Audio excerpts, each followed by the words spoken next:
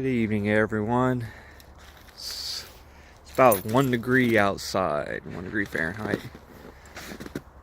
I haven't plugged the truck in at all last night, so let's see how this ecodiesel starts.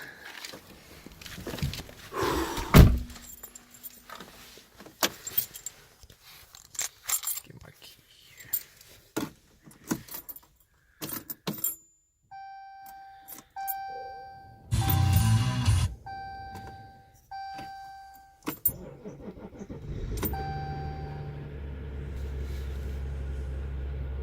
3 degrees, my bad.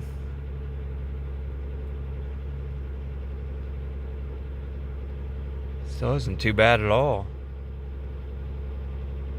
It is running a little rough, but I mean, look, the coolant temperature is 4 degrees. Trans temperature's at 11.